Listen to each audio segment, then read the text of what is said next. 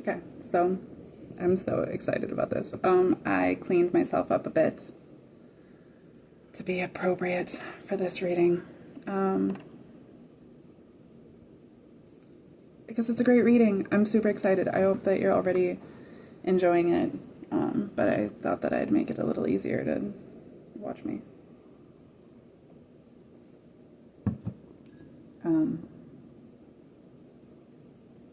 Okay. Okay, so we're getting into the book. We have 2 chapters. This book is broken into 2 chapters. The first chapter is introducing all of the characters, introducing the plot of the story.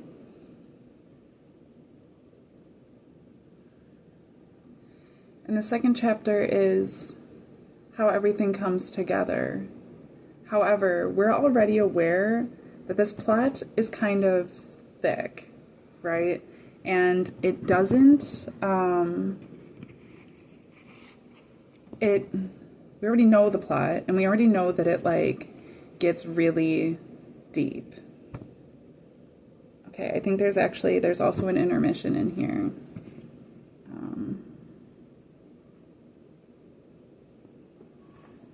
I'm going to use multiple decks. The intermission card just...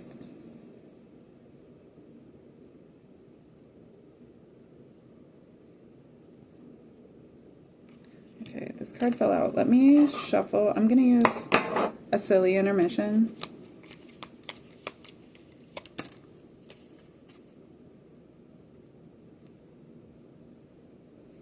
Let's get one more. By using the Adventure deck, the Adventure Time deck, for our intermission, which we will not be getting to yet.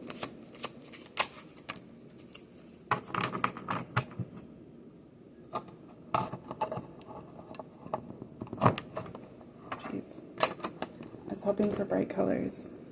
Okay, so we're gonna do this, and we will also do an oracle card, because I need some color.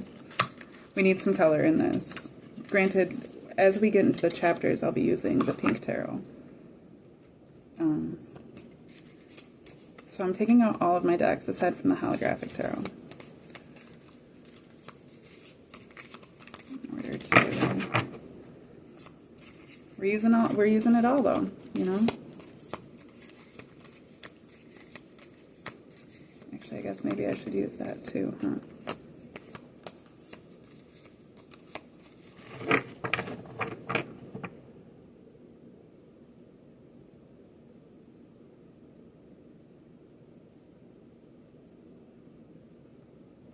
What I'm receiving right now, okay, this is the wildest reading I've ever done. Okay, this is so fun for me. Okay, so I'm gonna get one more card from the tarot, thank you. From the holographic tarot.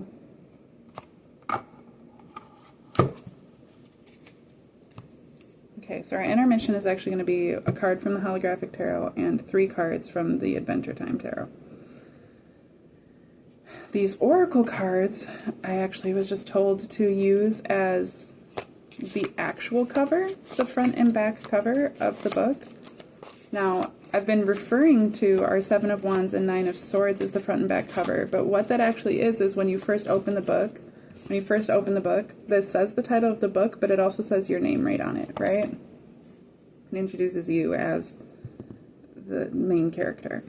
And then at the end of the book is the synopsis and the about the author. But the actual front and back covers of the book are these oracles. Please give me 2 for the front and back covers. Y'all already know what you're doing. Y'all already know what you're doing. Okay, I got 1.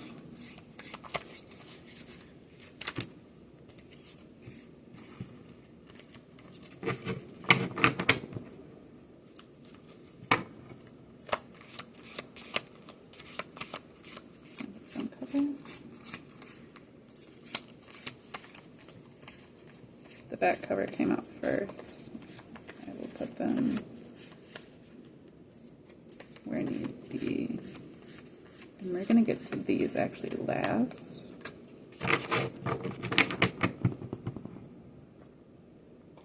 Dude, I'm so in tune right now, it's wild. It feels very good.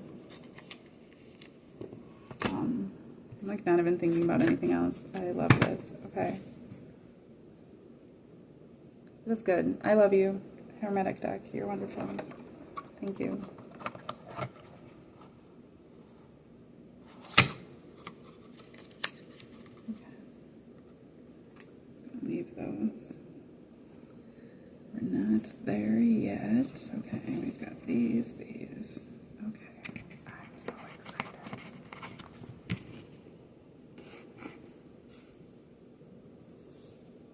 Sorry, let me be a little anal. Alright, so this is how we have it set up. We have our, this is our front cover, our initial page, the first chapter. This is our intermission. This is our last chapter, the synopsis, and the back cover. And then these are actually the pages within the chapter. Okay. So the first chapter, I'm going to put these back over here. Okay. The first chapter, you're there. It's you. It's just, you turn the first page, and after it says your name, it's literally just a mirror page, like a page that is like, looks just like a mirror, and you can see yourself in it. So you see yourself as you see yourself. You turn that page, and the next page is a black mirror, and you scry yourself. You start to see as you're scrying. So first you already probably look in the mirror. Maybe you don't. Not everybody does all the time. Like I tend to. So the first page, you're looking in your mirror, and you're taking some time to look at yourself. And you're noticing that, like, there's these different little things about you that you maybe not necessarily noticed, or, you kind of recognize yourself within time as you're aging and as you're developing. And you start to kind of see yourself as you imagine other people likely see you. And you kind of go through a whole bunch of these insecurities, and then you go through a bunch of these like random confidences, and then you settle in on like, okay, this is what I look like. This is who I am. That's already a process, okay? That's already its own process that I think a lot of people actually aren't accustomed to engaging with. To truly look into the mirror. I had that, actually, I talked about it in another reading, where like when they put a mirror in a bunch of animals' environments in their ecosystems or whatever, and the way that these animals were responding to these mirrors was hilarious to watch, but it was also very relatable, because like it's a metaphor for how we also look at ourselves in a mirror. When you initially see it, you assume like, what is that, another bear? And then you're like, oh no, that's me. I can tell because it's like mimicking me. And the more you look at it, the more creepy it almost gets, because you realize that your mirror reflection is a reflection. It's not actually you. It's mimicking you, but it's not actually you. Right? And that's where this concept of being able to recognize yourself as others see you comes in, because nobody can actually truly ever see you internally, who you really are, unless you are very good at expressing that. Even then, that's still just up for interpretation. A reflection always will be. So it's actually a really in-depth process. And as you're looking in this mirror, you're getting to know this character. And you're getting to know this character in this third perspective as this character is about to move through this first chapter. And there's a lot to be learned. Like I said, not only do you learn what you look like and how you move and all these different things, but you also learn how others are perceiving you in those types of ways. You turn the page. There's a black mirror for scrying. And as you begin to scry yourself, you begin to see your ancestors. First, you kind of look like your partner, and then you kind of look like your parents and your siblings and your cousins and your grandparents, and then you start to look like those people, but not those people, and you start to realize that those are your ancestors, and you know, they're your neighbors, they're your friends, they're people that you saw walking in, you know, in public once, like all of these different concepts of people just outside of yourself, not innately connected to yourself, but within your realm. And then it starts to get a little scary for a minute, because you start to see strangers, people that you've never seen before, people unlike anything you've ever seen before. And the innate fear strikes you that these must be demons. That's already been taught into these concepts, right? So you dissociate yourself from them. These are innately bad. They're making me uncomfortable. Because I'm uncomfortable, that's bad. I don't recognize myself in these faces, and that's terrifying because I'm looking at myself in a mirror. And it's jarring because you realize that you're actually looking through yourself and into something that you haven't fully experienced before. And it takes on this whole world of its own within the shadows. And then your perception gets a little blurry. And now you can't really see yourself, and you can't really see those faces that you saw, and you don't really know what it is that you're seeing in the mirror, and actually find that you're just looking at the mirror itself. You're not even looking at the reflection any longer. So you go to the next page. Now you're jarred. You're a little bit upset. You're feeling some type of way. And the story begins, and it starts to talk about you, but you don't recognize yourself. What you see is this character. You're reading it as if it's just any random character written by an author that, you know, you see it almost as a reflection of the author, who you don't recognize as yourself either. And so we begin the story very much like in The Never-Ending Story, right? You know, he begins by reading this book, but the second he starts reading this book, he starts to lose himself in it. And in losing himself in it, he doesn't recognize any of these characters as him. He recognizes them as the characters that they are playing in these roles that they are fulfilling. And so we have the main character in this book, and we're separated from that concept. We're separated from ourselves because we're checked out at this point to the world. We're reading this book, and now we're reading about this main character. Okay, it's kind of like, you know, it's like playing Skyrim and creating this vast character, and then as you start to play them, like, the character isn't a reflection of you. You become almost a reflection of the character as you play it. You know, you start to learn everything about this character, where it came from, what it's like, who it relates to, you know, how it moves, how it speaks, what it likes, all these different things. Okay. The Magus of the Eternal Gods. Oh my god, this is so beautiful. Okay, so this card in the upright, it came in the reverse, but in the which is also wild, because can I just say that the two bookend cards that we had initially came in the upright, and the two inner cards that I had set as the chapters came in the reverse, which will come into play throughout this story. Okay, so in the upright, you have the Magus here, and it's the Magus of the Eternal Gods.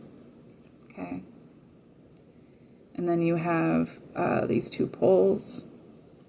You have as above, so below here, but it's actually an incredible inscription.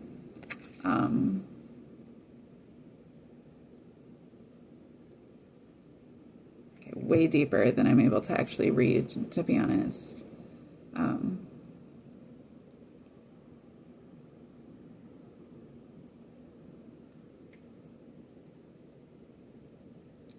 you have this elephant here, but then you have his tusk, or a tusk, and an elephant trunk over here. You have the sun symbol, the feminine triangle, the Taurus horns, but they're in the reverse.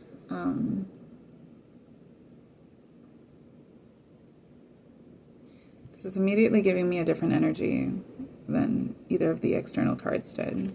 And maybe it's because I stepped away for a minute, so I'm like, I grounded myself, and now I'm not like so up in this other dimension. That's necessary for the read, but it myself feels a bit jarred from where I just was, right? It's like getting a book at the library, and you already kind of have heard what the book is about, so you're super excited about it. You see the bright colors on the cover, you're really excited, but then you get into this dense black and whiteness of just the words, and you're kind of lost in the words at first, right? It's very deep. But the initial thing that I noticed in this card when I looked at it, so these two crowns are used in alchemy and chemistry, essentially, like the physical alchemy. And these are power structures, much like Tesla would use for energetic transference. And you use them for electricity, and electricity will run between these two when these are equally balanced energetically. But obviously we're working with separate elements here.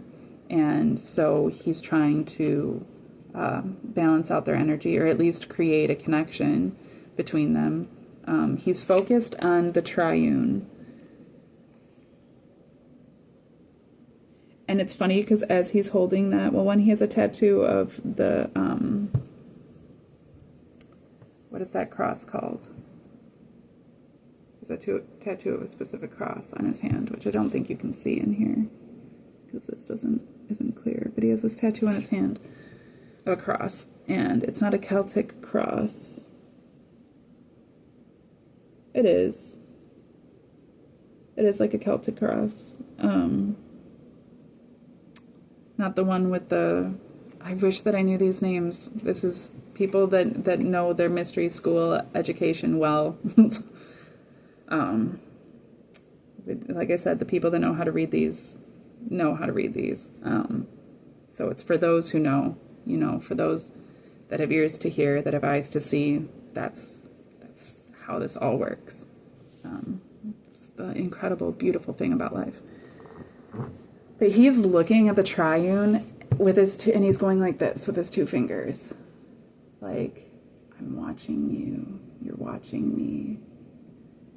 And it's giving me this double slit experiment sense energy of, sorry, I'm uncomfortable here.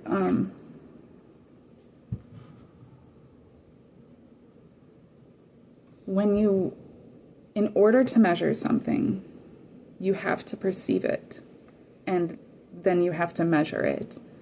When you're working within, like, this pentacle, the symbol in here, like, it's all very, this is very hermetic, but, like, this is more humanistic and tangible, where this is more spiritual, like a higher entity, essentially.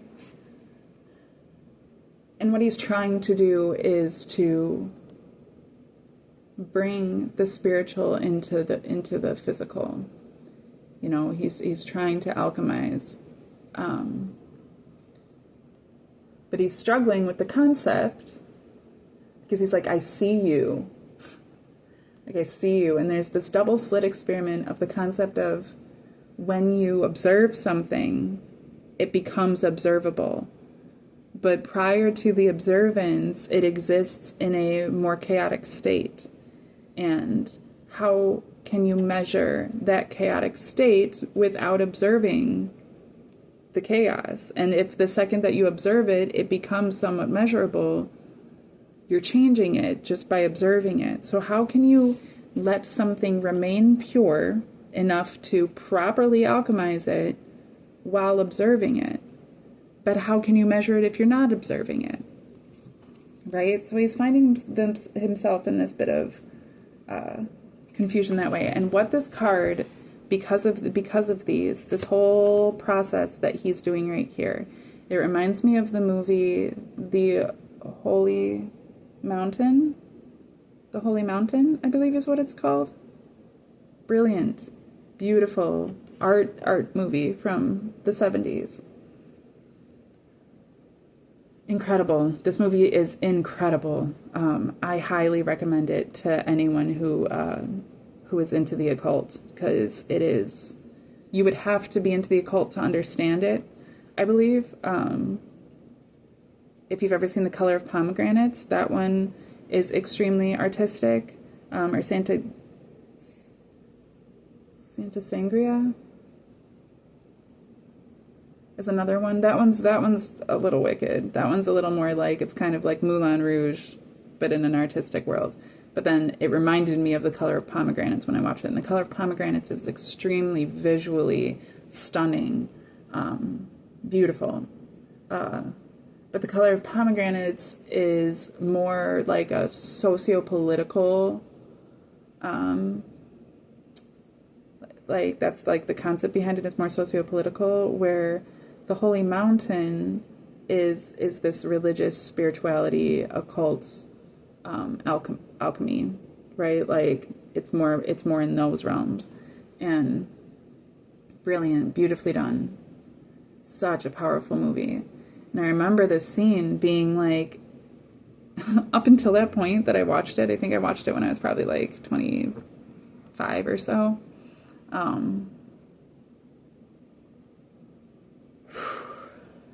It was probably the most impactful. And at the time, like, it was, I think, had Interstellar come out around that time too? Interstellar might have come out around that time too. So I was like in this phase of my life where like I was like experiencing things extremely in depth. But this movie, and this scene in the movie is just so potent. And I remember having to stop the movie multiple times to process. It was so deep, and to process, I literally couldn't just continue on, because it just was so much, and I had to like, I'm so dense, so like I had to like actively sit and process these things. And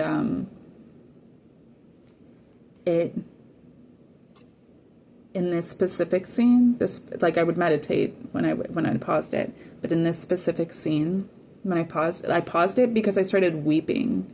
I broke down weeping. I literally got on my hands and knees and was weeping because I was so incredibly moved by this scene. And granted, I'm an emotional person. This movie is so fucking brilliant. And this scene, this man goes to see the Magi, right? He goes to see, well, the Magus. He goes to see the high priest. And this priest, well, he's not even the high priest. He is the Magus. The Hierophant. That's the card. That's what card we're talking about. So he goes to see the Hierophant, right? This main character in the movie, and he kind of plays a Jesus type character, which is a common trope, right, in movies, is to have like this person that plays the role of Jesus. It's quite obvious in this movie that that's the role that he's playing, is this Jesus type character. But he's also kind of like a hippie Jesus, right? Like he's not like the stoic, responsible, monk-like Jesus that we tend to perceive when we're considering Christianity.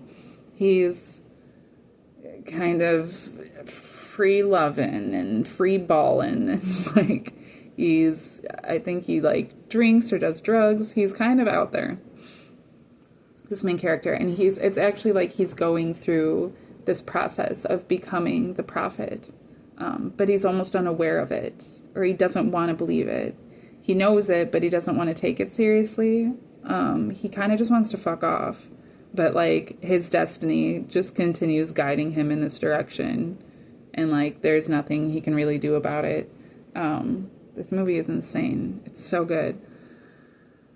In this scene, he goes to the Hierophant. And the Hierophant is in this room that has this giant alchemy set. Only it's like a giant life-size, like not just life-size, like human-sized, right? My-sized alchemy set. And there's the High Priestess, I believe, that's also in there, and a goose. Which reminds me of my reading yesterday, where the end card was BMO in the form of, is it Judgment? Temperance. In the position of, or in the Temperance card, it's BMO, and he's there with a chicken and a goose. And like that concept of like, it's like kind of silly, right? Well, and like the point was that the goose was his sacrifice. The goose was the one to, I think the goose lays a golden egg. I only watched the movie once, and it was trippy as fuck. And it took me like an entire day to watch it. I mean, it's a normal length movie. I think it's like a 2-hour movie, but like it took me like 8 hours to watch it. Like, I don't know. I was really in it spiritually. I can't even remember, so I guess that part's not important to this right now, fully. But essentially the point of this alchemy set is for him to transmute himself, or to become transmuted. That's why he's gone to see this Hierophant. And the Hierophant explains the process. And it's kind of like this arduous process where the man is to, like, I think that the goose lays a golden egg, and then the man takes a shit, and he's supposed to shit on, I know this sounds insane, but like he's supposed to shit on this plate, and then the plate goes into the alchemy set, and and then he goes into the middle, into this giant glass egg in the middle, and the shit is heated and steamed, and all of the steam moves into the chamber in which he's in, and he's meant to like sweat it out. Like, he's already shit it out, and now he's meant to like take it into his pores and then sweat it out. And then what is left of all of that perspiration and stuff like that, what's left after his shit has been completely alchemized, is the substance of his core, essentially, which is such a deep, impactful metaphor already, like visual metaphor, right? Like, that already just was like, it was jarring to me. And I was just like so highly invested in this. I had never seen anything like it. And so he does this, and he's kind of overly confident, mostly because he is not well educated at all. He doesn't actually exactly understand the importance of what's being done. And he's kind of timid about it too, because he's like, I don't want to sit here in the, like, wait in the perspiration of my own waste. You know what I mean? Like, he kind of has this energy about it, which, like, the average person would. But that was the entire point as well. And it's, like, so scarily relatable. So he gets into this chamber. He shits on the plate. He gets into this chamber. His shit starts getting burnt. And it starts, like, bubbling and transforming. And then you can see that, like, the plate on this side, like, starts to take on, like, all of this perspiration as he's, like, filled in this fog. So it starts to take on the perspiration of his shit. And I'm trying to think, because I remember it turning to a blue crystal that reminded me of meth. But I think that's when it was pure. I remember that in the scene, like, the first time, he has to go through the process multiple times before he's purified. And, like, that's the point. Like, at first, like, his shit breaks down, and, like, he gets sick, and he has to come out of the chamber because it makes him physically ill. Like, he can't handle it. And he's like, did I fuck up? And the Magus is like, well, no, that's practically to be expected, but it's because you're toxic. Everybody is. It's fine. It's part of the process. But, like, you're the one making yourself sick. That's your shit that you're breathing in, and it's toxic. And that was when I broke down at the time, because I realized what was being said. And this was also at an extremely, like I started doing my healing process when I was in my teens. But at this point, like this, I watched this movie, like, I'm pretty sure directly after I separated from my ex-husband. Either right before or right after, but it was during that process.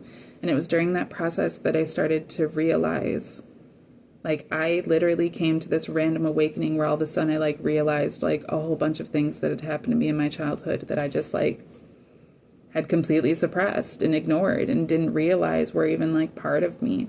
And, you know, I was just playing this life of, like, yeah, I'm weird, but, like, that's just because I'm weird. Like, I didn't understand, like, that I was deeply traumatized and that I myself was deeply toxic because of all these things I had taken on in my existence. And I didn't remember the abuse. I didn't remember the assaults. Like, I wasn't thinking about those. And as soon as it all hit me really heavy. And especially because it was, like, you know, related to my childhood and related to my family. And those were the people that I was, like, closest to and that I clung to for everything. And they were my sense of identity at the time. And so these things were extremely deep and extremely personal. And to realize that, like, so many things had happened to me that I just didn't even notice at the time, and then to come to that awareness was heartbreaking. And, like, the way that he responds when he first comes out of this chamber of toxicity of his own shit, like, he's heartbroken.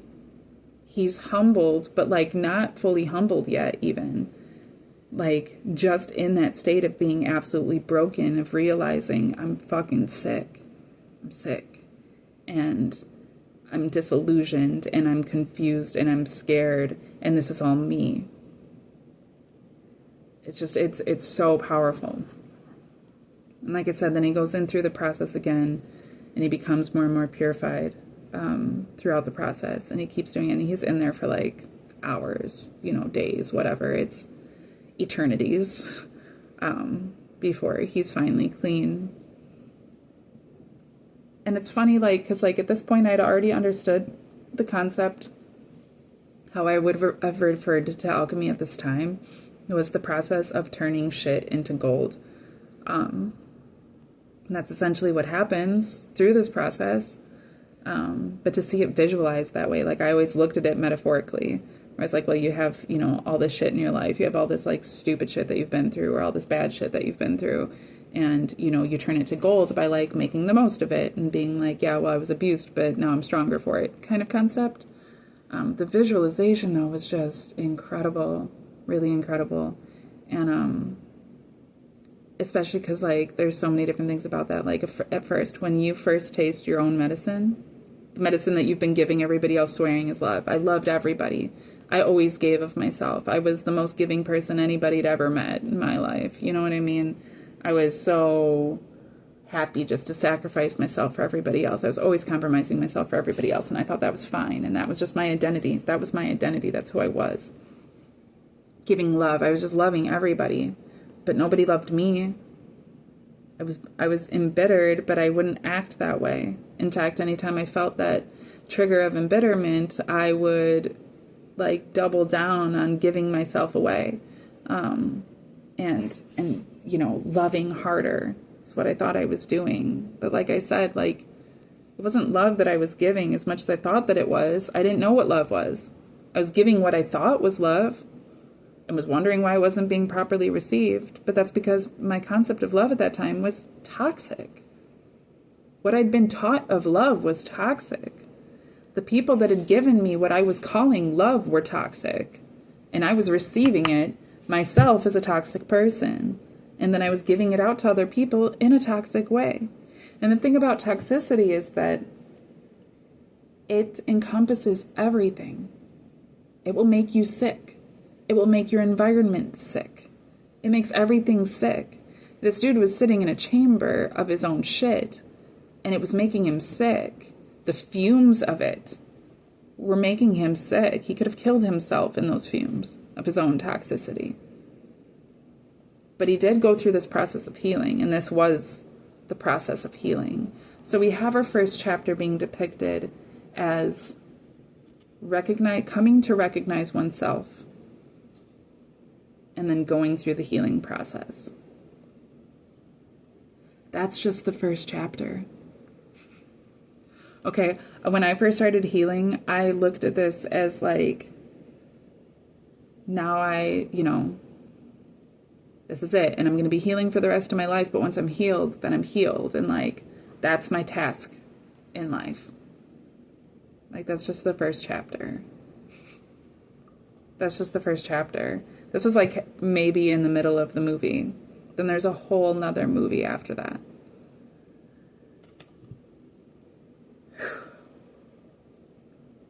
But it's in the reverse. It's in the reverse, and it's in the reverse because we don't recognize ourselves yet as the main character. As we're reading this, we're still seeing it as that guy in the movie. We're still reading it as that character in the book. We're still playing it like it's the avatar we created in order to play, which is true.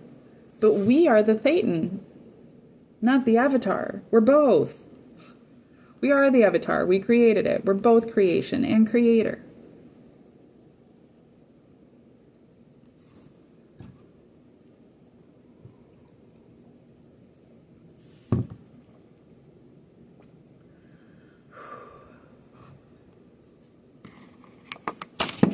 This is so deep. This is a wild, wild reading.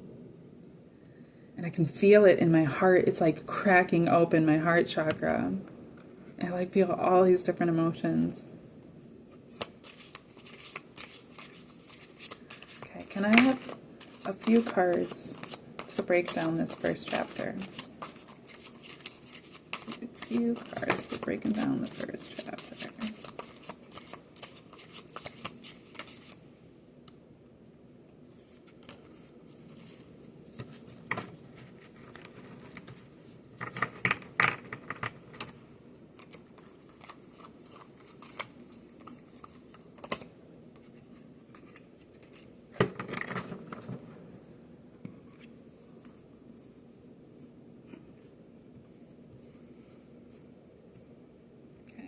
Three cards came face up and one card came face down. I'm going to save that card for the end. I was just told to flip it. Okay. I can show you. This is how we have it.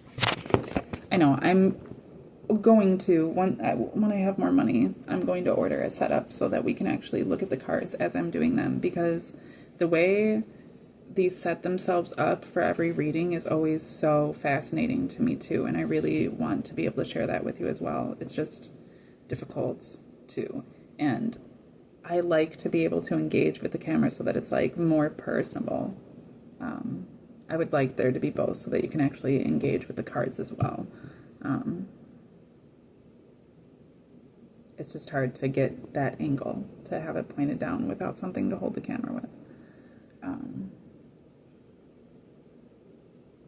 Makes me think maybe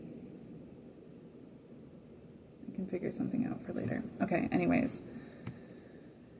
Oh man. We have the Five of Swords, the Ten of Swords, the Queen of Wands, all in the upright.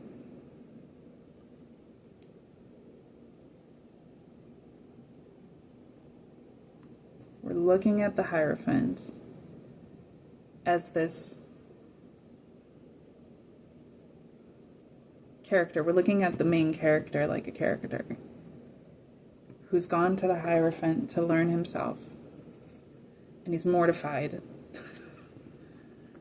It's been quite an ordeal.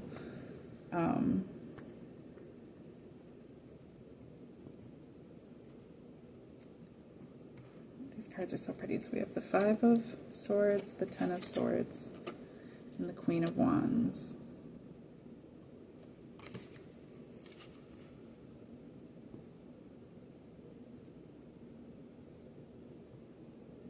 The Five of Swords has this main character energy. Like I said, like this Jesus character doesn't even want to be Jesus. Like, He's quite obviously the Jesus character, but like he's not taking that seriously. And he doesn't have to, because his destiny is still moving him in the direction of being that character, because that's just how it's written. So like there's this sense of like being a victor. Like I said, like this is, you know, the Lord of Valor. This is the Lord of Valor right here. This is you, you know, and you have all of their, you have their swords. Now the way I'm looking at it right now, though, the energy that I'm getting from this is different than I've ever gotten it, which is like, you already have 3 swords, and because you have 3 swords, you fought away the swords from these other 2 dudes that are like now very sad, because now they don't have swords, and you're all contented about it. Because now you've got all the swords.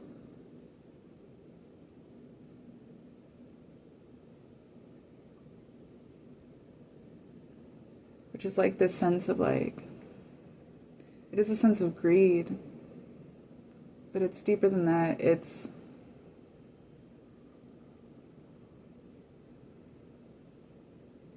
because it's not a greed like I'm the most powerful one. It's a greed like of insecurity, like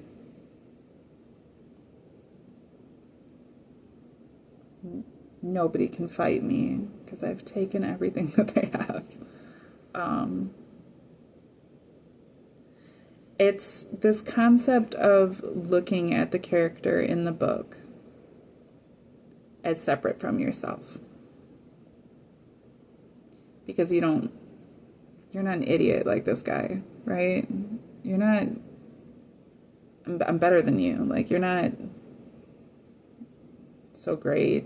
I'm watching you from like this higher perspective, and I'm watching you move into these different types of things, and like, ew, you shit on a plate and then your shit was toxic, you're gross, right? Not realizing that that's fucking you. And it doesn't feel good when you recognize it. Doesn't feel good at all. And you recognize that all of those swords are in your back. That it's you. That you're the toxic one. That you're the one that's made space for all of this toxicity.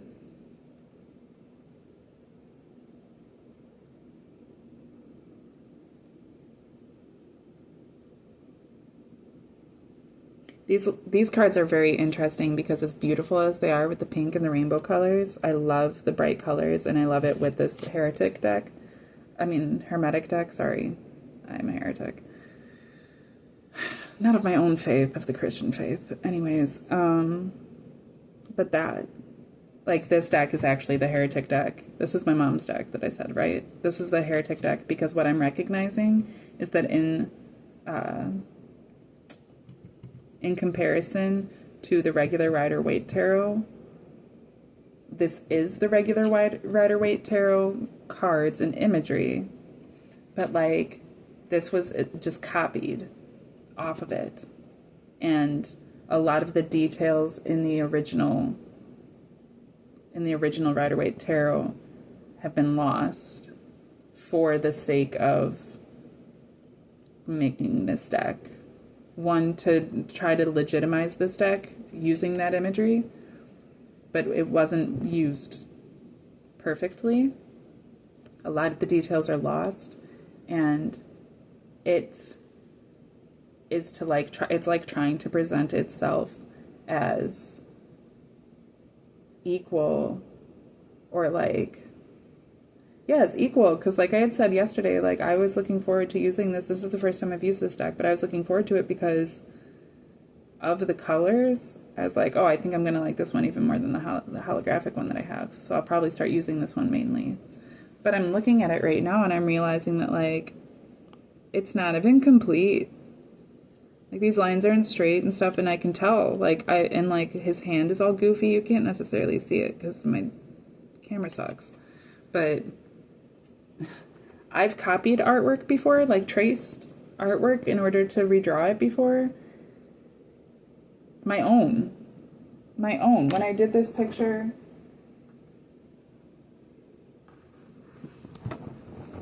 when I was drawing this picture. Okay, this is a picture of a guy I know. I drew this picture of him, and when I was doing it, I took the picture that he had, and I basically was like, I did it in pencil, and then I was tracing it in pen, and I noticed when I first did it that like his tattoos here, when I had done them originally, or like even this one, like I kind of just like, I was tracing it, but like I couldn't see the details because it was being traced, because it's not the original, because I wasn't just directly looking at the thing and then drawing it. I was tracing it. I was cheating. And because of that, the details got lost. And then when I looked at the actual photograph again, instead of looking at the picture that I had drawn of it and then going off of that, I suddenly realized that it was words, not just lines, and that like all of these different details were actually extremely more detailed than I had drawn them. And that's what I'm seeing about this too. I know I said heretic, and I said it while holding this. I was referring to the Hermetic deck, but the Hermetic deck is not a heretic deck. The Hermetic deck is extremely strict in its symbology and theology. And it is a mix of all of these different theologies. It's not heretical. It is quite the opposite, where this is heretical. Interestingly. And so it's these things too, you know, we start to see all of these different aspects of ourselves in these things. Like I said, like this deck reminds me of my mom. But it's easy for me, obviously, to judge and be like, yeah, because my mom's a heretic, which is fair, but like, she's also my mom. So she's me. I'm her, you know, and again, it's not always fun to like recognize that you have all of these swords in your back. This doesn't look terribly fun, but it's still reality. It still is what the card is reading. It might be, you might be able to point out these different flaws, these different character flaws, but that doesn't mean that it isn't still this card, and that doesn't mean that we're so far removed from it.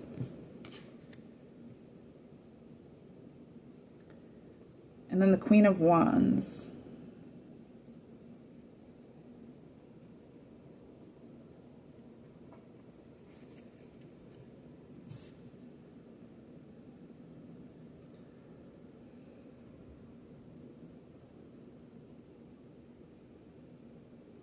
Just like,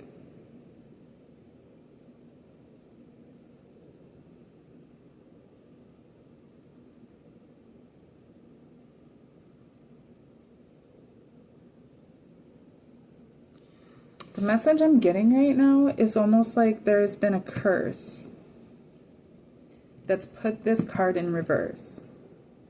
The whole reason everything seems on its head and that we don't properly recognize... We opened this book and saw our names written right on the book.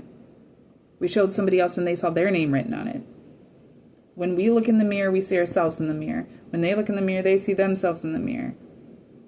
We're confused by that. Instead of the obvious being what I've already explained the entire plot of this story to be, which is that it's all us. It's all us. We are each other. We're all of these things. It's all of us. We can see ourselves in all of it. We can see all of it in ourselves. But we don't understand that yet. And we don't understand that yet. That is the curse in of itself. We don't fully understand that yet. We are perceiving things to be coming from... We're perceiving things to be coming from the divine down into the base of humanity.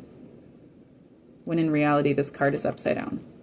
And when we are in our Hierophant energy, and once we've done our healing, and we're properly upright, and everything isn't fucking toxic, this is all as above, so below. We're actually the ones, we are the masters, but we don't recognize that yet. And it's almost as if there was this curse put on us in order to keep that cloaked. And so this is kind of that card of, like I said, like there's that black dog beast in the Neverending Story. This is what that black cat symbolizes.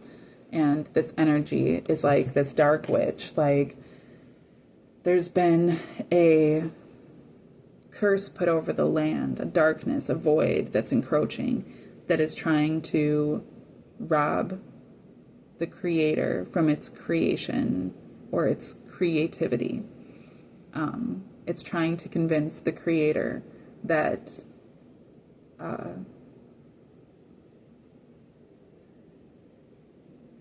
to be in,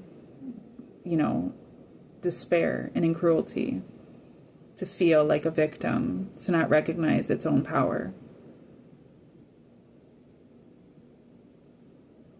Okay, so as this first chapter is coming to a close, we were moving in the direction of coming to a great knowledge of ourselves and to truly know ourselves. And we even succeeded in that to some degree, because we did go through this process of healing, this alchemical process of healing. However, the card is still in the reverse for the fact that, then it leads into this clarity that there's this veil over all of these things that is keeping us from recognizing ourselves.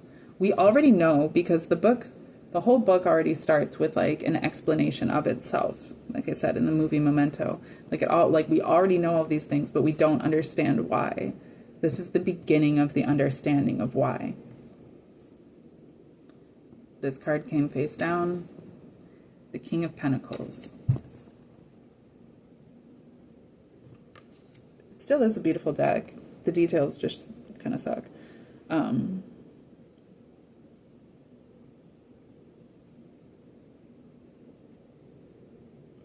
The King of Pentacles.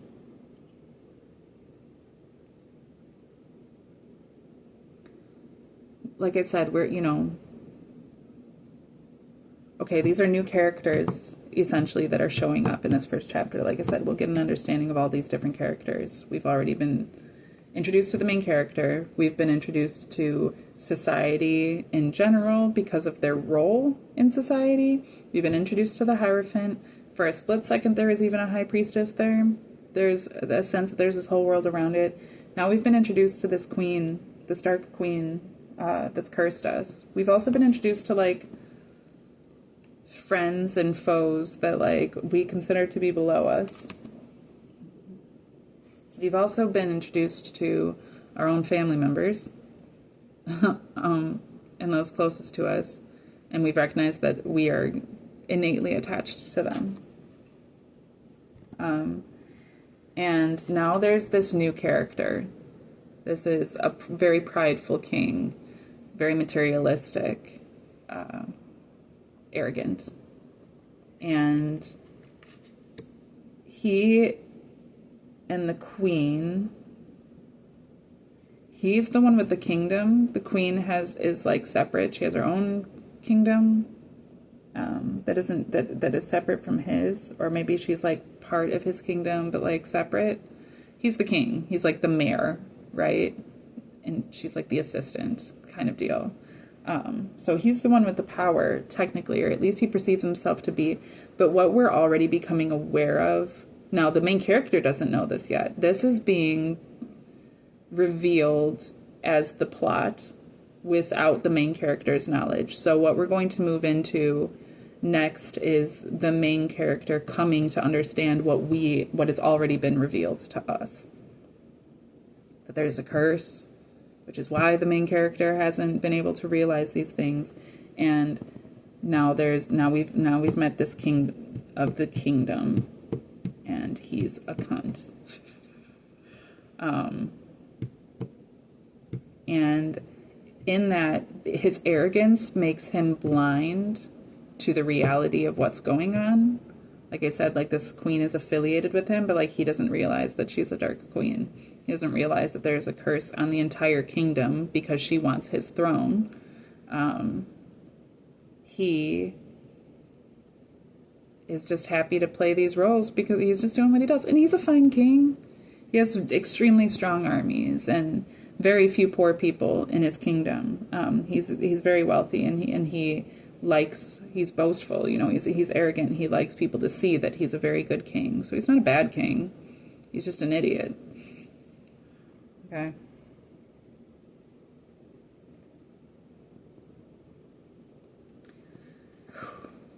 Okay. We're going to start the intermission, and we're not going to get to the second half. This is going to be a 3-part. This is going to be a 3-hour-long reading. It literally is the never-ending story. Holy shit. Okay. Okay. So those are the characters. That's the setting. That's everything is now in place for the story to begin.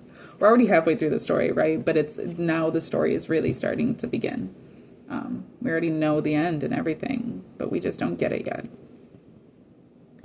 So now that the roles have been placed and everything's been placed, we get to intermission. There was a movie that I watched when I was a kid. It was the Muppets. What was it called? Like the Muppets Theater, I think it was called. And it had the Muppets, you know, with like Fozzie Bear and Gonzo and all of them. But they were, and Kermit and Miss Piggy. But they were acting out different like old wives' tales and like Shakespeare. I don't know. They do like Rumpelstiltskin. They do like The Emperor's New Clothes, like those types of stories, right? You might know what I'm talking about. But in it, they have an intermission period. And that's what I've been thinking since I haven't brought up the point of an intermission. That's what came up in my head was like the Muppets intermission, where like it's an intermission in the movie because they're doing a play, and like even during that there's like all this other stuff that's going on, so like nothing actually stops. It's not like you get to take a break. There is no breaks in life. You can take a little vacation, you can separate yourself out, but like life still continues on, right? Okay, so the one card we have from my original deck, this is the first deck I ever had, is the Three of Pentacles. And in this is the original Rider-Waite. In this, you have the architect building the directives of the priest and the priestess. And the directives are right here on the map, or on the blueprints. And they're kind of directing how this temple is to be built, and he's constructing this temple, right? It has the feeling of material wealth, of materialism, but it's a temple. And so it's like this very like shallow tangibility of spirituality. It's like religion. The architect isn't a religious person, but he is still an obedient worker for the church. And he's constructing the church, and he's doing it according to their directives. This isn't a reflection of his belief system. This is a reflection of something that was pre-ordered and preset. And so what we're seeing in this movie, in this book, is that like I said, like the main character is like this Jesus character, right? And he's living that up, to be clear. Like initially, prior to going through this healing process, or like even as he's going through this healing process, like he himself is quite arrogant. He doesn't really have need of other people. He's kind of like his own local celebrity, but he doesn't realize that it's because he's the Jesus character. And even when his destiny starts pointing him in that direction, like he doesn't embrace that. In fact, he starts to run from that. But destiny calls and continues to call him. So like even his rebellion is part of that. And so like no matter what he does, even though he's not even a member of the church, like he still is following this directive, whether he's aware of it or not.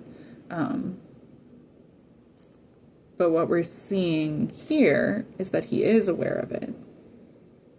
So now that he's gone through the healing process, this is the initial thing that he learns. You know, we go straight from the Hierophant in the reverse here to this card being in the middle. You know, the way that I'll show you. The way that I had it set up. You know, we go straight, and here's the Hierophant card, which is the entire first chapter, and it moves straight into the intermission, and this is the top card on the intermission. So it goes from that into, now he does know. Now he is aware. He's becoming aware of his destiny. He's gone through this healing process enough to at least become aware of his destiny, that there is a role that he's meant to play. This is the part in Neverending Story where they start to communicate to him, or it starts to like mimic his life in such specific ways that he's like, hold on, I think this is talking about me. And I do that in movies all the time. When I watch The Truman Show, that should trip me out. I saw it for the first time when I was 8 years old, and it was like, this is telling me that I'm Truman. This movie is showing me that I am Truman, right? Got a bit of the Truman delusion myself, but it's kind of like that. That's where we're at. He's starting to like get to this point of like, these directives are for me. This is for me. This is my message. But he's still seeing it metaphorically because he's not a member of the church, right? He's just following the directive. So he's like, okay, I'll keep reading. I guess I'm supposed to be learning something from this. That's probably why I picked up this book. Out of all the books in the library I could have read, I decided to read this one. And it just so happens to be extremely personal, or to at least appear that way. And that's probably just the universe guiding me in that direction. You know? I don't even know. I don't believe in God. I don't believe in the universe. I don't actually know anything. I don't know what I believe. It just seems to be making me feel like this must just be part of destiny. I don't even believe in destiny, but like that's where we're at, right? Okay. So then we have the Six of Swords.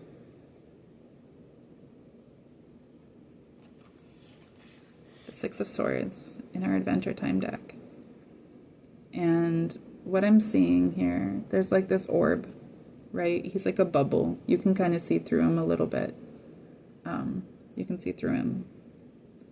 So he's a bubble. And he's looking at these swords, and it's almost like he's supposed to... He's come upon them, and it's almost like he wants to do something with them, but he feels incapacitated to, because he's a fucking bubble. Is it really safe for him even to be messing around with swords? But he's interested in them. He feels destiny calling him to these swords. But he also is aware that, like, he just doesn't see how this could possibly be part of his destiny, because he's not seeing how he could be the one to do anything with these. But that moves into the Page of Swords, which is the opportunity card. The Page of Swords is the opportunity card. It's the card of taking that opportunity and moving forward, even without any full knowledge of skill, even without, you're going to learn as you go. This feeling of, I don't know what to expect, but I'm excited about it, and so I'm going to keep moving forward with it. And in this card, like, this person has one arm missing. They have a bionic arm.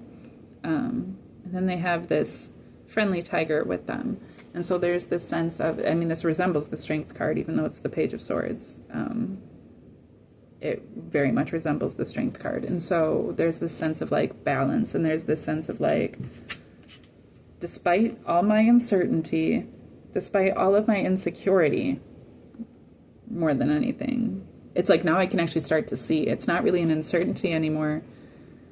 I don't understand what I'm looking at, but I know that I'm looking at it. I know that I can see it. It's kind of like seeing, like, when I look at the Hermetic deck, like, I recognize these things. I know what some of them mean, but I can't fully read all of these languages, or I can even recognize, like, what language it is, but I don't know how to read it, right? But we're still moving forward with it. There's this sense of, like, faith and of heroicism, of like I'm going to be my own hero. Like, I trust in myself. I can do this. I can trust in myself. And it's largely in part because of this balance of strength. Like, I have this beast behind me that, like, could kill a man very easily if I needed. But, I only have this, like, tiny little sword. But at the same time, like, I'm confident moving forward. This tiger is, like, super friendly and stuff. Like, it's not even like that. And it has this feeling of, like, peace in this confidence moving forward, despite the unknown, despite the insecurities, despite the fact that I don't even fully know if I actually believe this. But I'm going to move forward. And the intermission ends with the Seven of Wands in reverse, our white rabbit. Okay, we had a white rabbit in the last reading, and that was significant.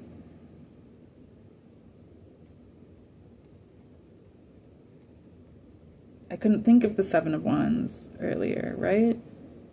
Or was it the Seven of Swords? No, it was the Seven of Wands. No, yes. Yeah, the Seven of Wands. The Lord of Valor. Okay, this is the Seven of Wands. So we start the first page in the book and where the mirrors are. That's this.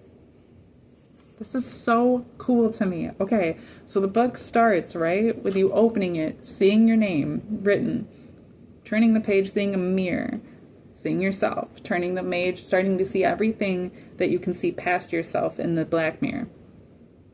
You recognize that you are the Lord of Valor, but you immediately become disassociated from yourself and fall into the book where the main character is no longer you. It's the scripted character, and all of these characters are now disconnected from you. They are their own characters within the story, right? And that's what we've moved into, and now we've met all of the characters. We have a fairly good understanding of their personalities, their roles within the book.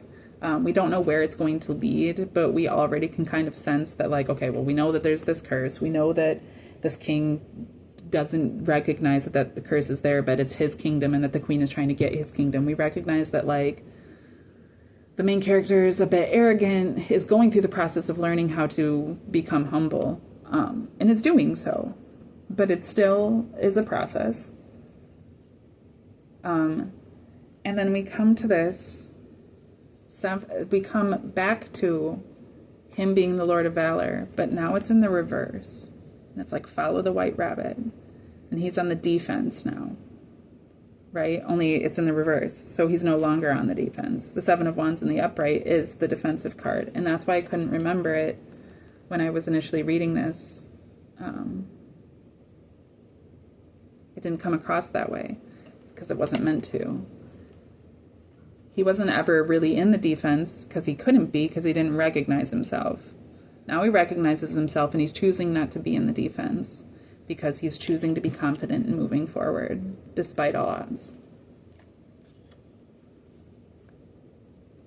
Dude, the second chapter is going to get wild.